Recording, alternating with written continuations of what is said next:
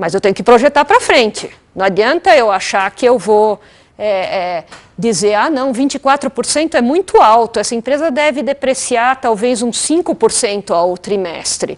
E aí eu vou botar 5% aqui e, obviamente, eu vou chegar num gasto de depreciação que não vai ter nada a ver com o histórico da empresa. Então, esse é o reverse engineering. Então, eu sei que esses 10 milhões aqui de reais por trimestre, 13 milhões de reais por trimestre, são muito altos porque eles incluem essa amortização aqui, que é uma informação que eu não tenho.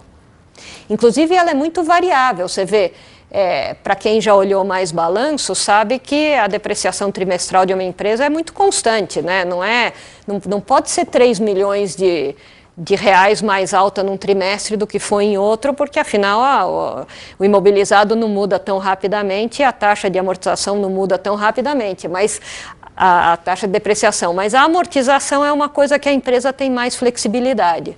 Ela pode decidir amortizar num trimestre mais, amortização de intangível, né?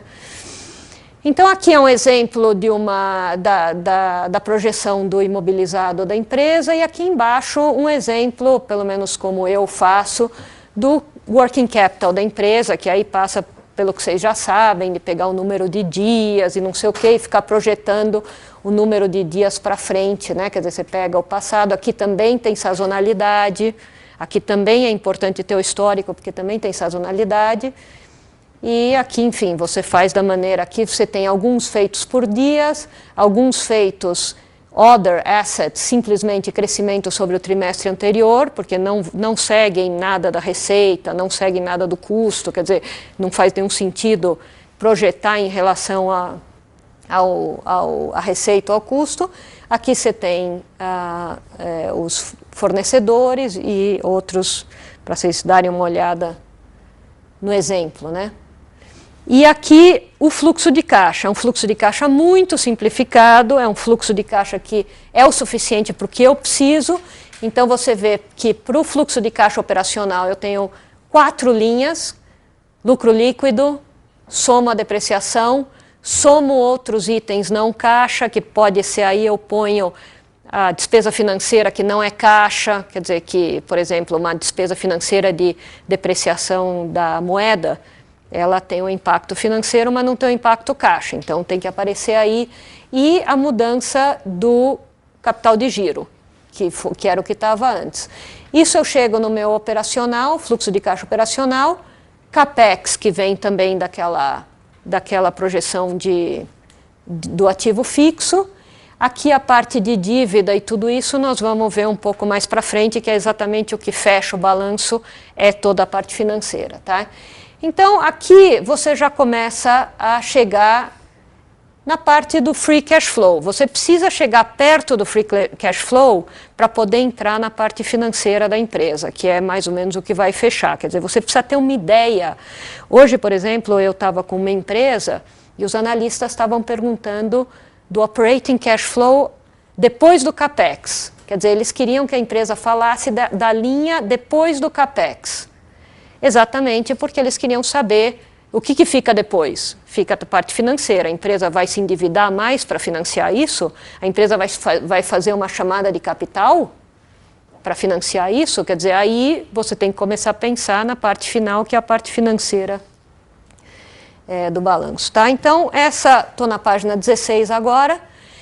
Então, a última parte da projeção é o fluxo financeiro da empresa. A parte do endividamento é a parte mais simples de projetar. Quer dizer, a empresa te dá essa informação, ela dá informação de como se divide o endividamento, de quais são os indexadores do endividamento e tudo isso. São linhas que você também tem que colocar nas suas linhas macroeconômicas. Se a empresa tiver um endividamento em IGPM, você precisa ter lá em cima o histórico do IGPM, porque você vai ter que projetar o IGPM. Se a empresa tem endividamento em CDI, também, quer dizer, são exemplos da parte de endividamento que você tem que fazer. Redução e aumento de endividamento, pode ser que a empresa tenha dívida que esteja maturando, então você tem que botar lá que ela vai pagar aquela dívida. Você pode dizer que ela vai pegar outra dívida, isso vai depender muito do nível de endividamento da empresa. Não é só porque, isso é uma coisa importante, não é só porque a empresa coloca aqueles grafiquinhos que talvez muitos de vocês já tenham vistos, que mostra a amortização da dívida da empresa nos próximos 5 anos, 6 anos, não significa que a empresa vai reduzindo a dívida daquele jeito. Quer dizer, não significa que no ano seguinte vai pagar 200 milhões, no outro ano vai pagar 50 e tal. Isso é a amortização da empresa e a empresa provavelmente, a não ser que ela esteja com um nível de endividamento muito alto e coisa assim, provavelmente vai pegar outras dívidas no lugar daquela, se ela estiver confortável com o nível de endividamento, que normalmente também é uma coisa que ela fala nos press release, né?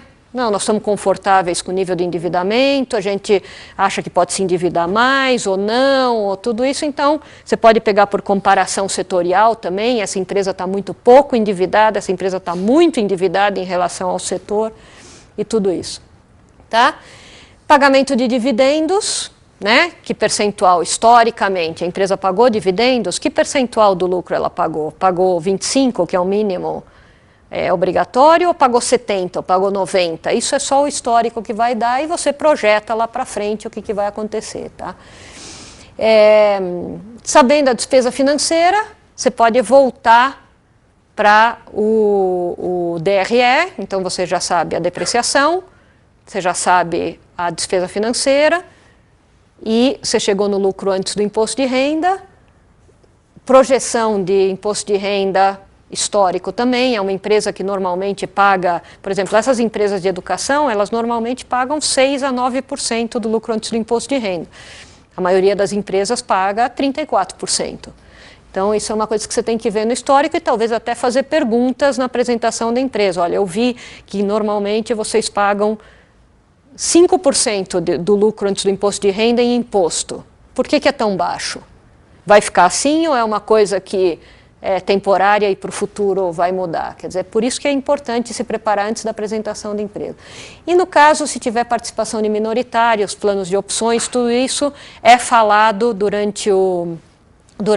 nos press release da empresa, né? Se ela tem planos de opções, tá?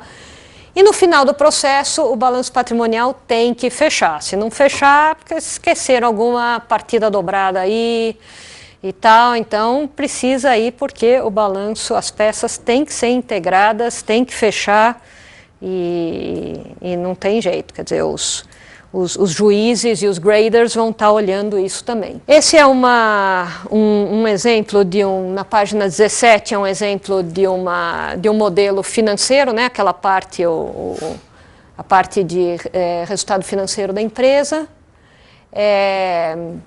Está vendo aqui, ó, essa empresa, a dívida, ou ela é só CDI, ou eu cheguei à conclusão de que 90% é CDI, portanto eu não quero perder tempo com outros indexadores porque não é relevante, ou talvez ela não diz qual é a dívida e eu considerei que era tudo CDI, mas eu coloquei aqui também, por exemplo, o TJLP. Não tem nada aqui, mas é um exemplo de como você dividiria. Quer dizer, a empresa tem tanto de dívida de CDI, tanto de dívida de TJLP, tanto de dívida... De novo, relevância, informação.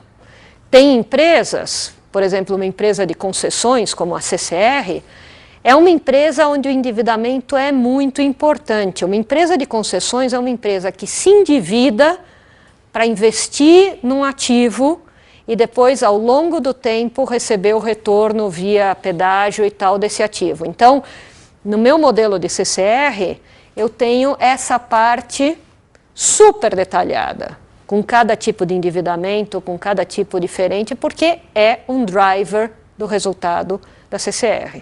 Tem outras empresas que eu tenho, às vezes, uma linha para endividamento, uma linha para o caixa, receita financeira, despesa financeira, porque não são uma parte relevante do resultado da empresa.